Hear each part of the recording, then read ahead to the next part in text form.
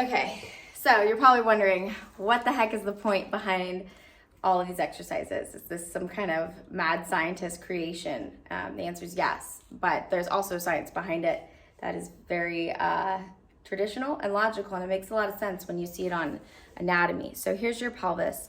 You have your acetabulum, say that again, acetabulum, here and here.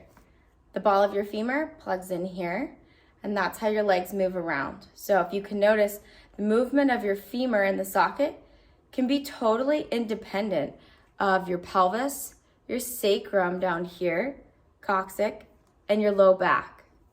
These are intervertebral discs, and these are the vertebrae themselves. This is a view from the front as well. So when we work on dissociating our femur from the rest of our body, you should be able to engage your core, which is right here, keeping the low back nice and stable.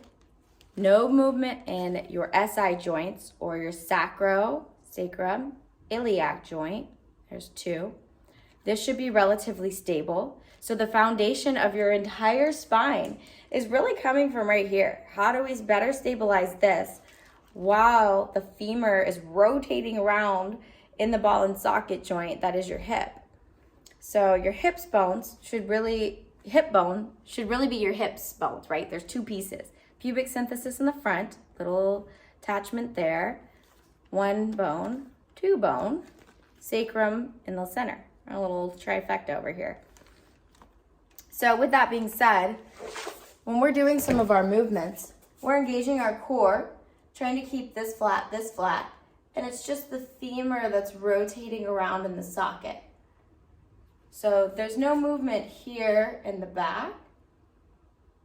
This is stabilized, and we're learning to rotate here, and not just rotate here, but like be mobile in the hips. Move more dynamically than just walking front to back, than just sitting down and squatting back up.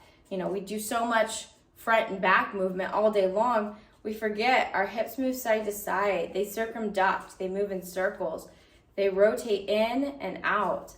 Those are all movements that we need to engage and keep. You know, if you don't move it, you lose it. But also, when we do move it, are we moving it right? Are we moving it so there's less shearing forces through the other parts of our body that are regionally close and also systemically throughout the entire body? You know, you could dive into the fascial system on how it moving in the one hip could cause movement in the opposite shoulder.